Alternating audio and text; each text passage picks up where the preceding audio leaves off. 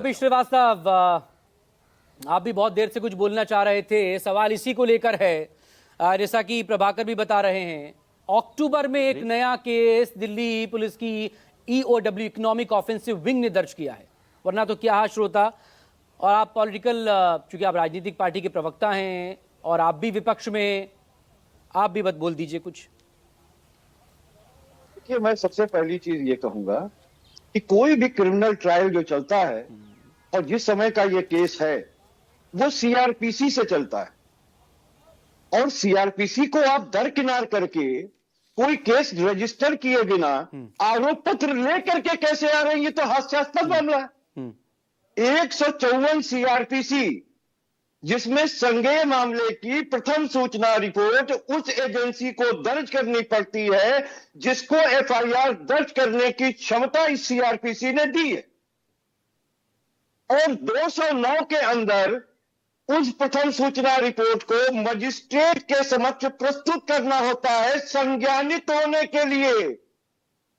यानी आपके पास 24 घंटे का समय होता है कि आप उसको संज्ञानित करा दें, और अगर आप संज्ञानित नहीं कराते हैं तो वो प्रथम सूचना रिपोर्ट जो आपने दर्ज की हुई है वो कूड़े के बॉक्स में चली जाती है। यहां तो ये भी नहीं है। यहां तो एक प्राइवेट शिकायत पर बिना प्रथम सूचना रिपोर्ट अंकित किए हुए सीधे 216 सीआरपीसी की कार्रवाई कर दी गई। यानी चार्जशीट माननीय न्यायालय के समक्ष संज्ञान में डालने के लिए रख दी गई, और उसके ऊपर फिर आरोप विरचित होता। तो मैं तो आपको प्रोसीजरल कोड बना रहा हूं, क्योंकि बिना एडवोकेट में आपको ये सारी चीजें कह रहा हूं। ये देश के कानून के साथ मजाक किया जा रहा है नरेंद्र मोदी जी की सरकार के प्रेशर में, ईडी जैसी एजेंसीज के हाथों। तो ये बड़ा मामला बनता है। हम तो समझते हैं कि इसका संज्ञान स्वतः सुप्रीम कोर्ट को लेना चाहिए और ईडी को के खिलाफ विधि सम्मत कार्रवाई करनी चाहिए कि बिना किसी प्रथम सूचना रिपोर्ट को दर्ज किए, बिना सीआरपीसी की प्रोविजन को फॉलो किए बिना आपने चार्जशीट सबमिट कैसे कर दी। तो ये इनको बताना पड़ेगा। क्या ईडी देश के कानून से बड़ी हो गई है? क्या भारतीय जनता पार्टी के सरकार का प्रेशर जो है वो देश के कानून और संविधान से बड़ा हो गया है? और राधिका खेड़ा जी इतना अटैक क्यों कर रही हैं? बात क्यों नहीं वजूद पे कर रही हैं? अगर आपको लगता कि ये सही था तो फिर आपने अक्टूबर में प्रथम सूचना रिपोर्ट आपराधिक आर्थिक शाखा ने क्यों दर्ज किया? मुझे आप बताइए। ये मामला तो बना ही नहीं, तो इसको खारिज करने की कहां से स्थिति है?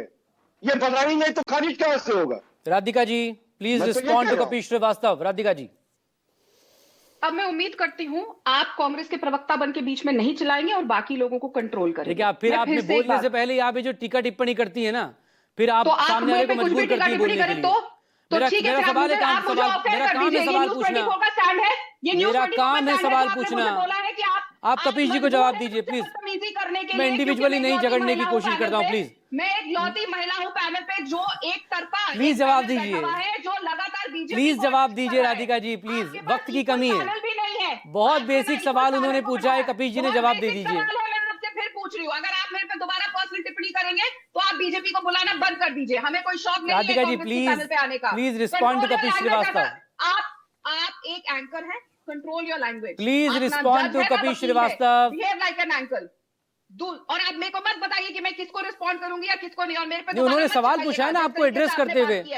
Don't raise your voice again at me. Second चीज, मैं आपको एड्रेस करते हुए कपिल श्रीवास्तव ने सवाल पूछा है, बीजेपी को एड्रेस करते हुए, तो बीजेपी तो जवाब देगी। किसको क्यों आप मेरे सवाल का जवाब दिए, राजीव रंजन मेरे सवाल का जवाब दिए, कांग्रेस के प्रवक्ता मेरे सवाल का जवाब दिए, जो मैं कपीश के सवाल का जवाब दूं। मैं फिर पूछ रही हूँ, क्या सोनिया गांधी की बेल हट चुकी है? क्या सोनिया गांधी राहुल गांधी बाइज्जत बरी हो चुके हैं? आप बताइए, क्या सोनिया गांधी कानूनों का जवाब आपको देना है? कपिल श्रीवास्तव का जवाब आप क्यों देंगी? I want to see 154 CrPC का उल्लंघन किया गया, 209 सीआरपीसी का उल्लंघन किया गया, 216 सीआरपीसी का उल्लंघन किया। कपिल जी, राधिका को कंप्लीट करेंगे प्लीज। कपिल जी, मेरे पास वक्त की कमी है, मुझे देखिए एक रिएक्शन मुझे आम आदमी पार्टी से भी लेना होगा।